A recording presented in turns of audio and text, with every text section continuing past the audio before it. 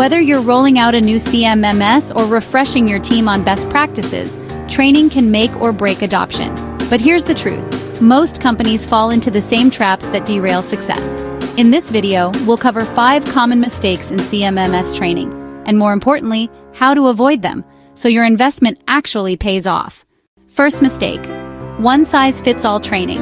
Not everyone needs to know every single feature. A technician entering work orders doesn't need the same depth as an admin running analytics. Overloading people creates frustration and disengagement. The fix? Break training into role-specific modules. Tailor content so each team member gets exactly what they need to succeed in their role. Second mistake: teaching only theory. Too many trainings are slide decks and long demos with little real-world application. But people learn best by doing. The fix? Incorporate live exercises. Let staff enter mock work orders, generate reports, or schedule preventive tasks in a safe environment. This builds confidence and retention. Third mistake: forgetting the human side of change. Some employees resist moving from paper or spreadsheets to a CMMS. If you ignore that resistance, adoption suffers. The fix? Explain the why. Show how the CMMS reduces frustration, saves time, and keeps equipment running. Pair training with clear communication about the benefits for them, not just the business. Fourth mistake: treating training as a one-time event. Employees forget up to 70% of what they learn in just a week if they don't use it. That means one kickoff session isn't enough. The fix?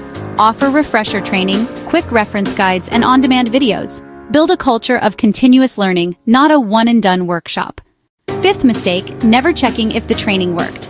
Many teams assume that if training happened, adoption will follow. But if no one's logging in, entering data, or following processes, it's failing silently. The fix? Track key metrics like login frequency, work order completion, and data accuracy. Use feedback surveys to see where people are struggling, then adjust training accordingly. So there you have it.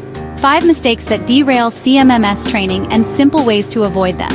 Remember, tailor the training, make it hands-on, support change, keep it ongoing, and measure results.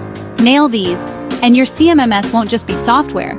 It'll be a tool your whole team actually uses and values. If you found this helpful, hit like, subscribe, and drop a comment with your biggest CMMS training challenge.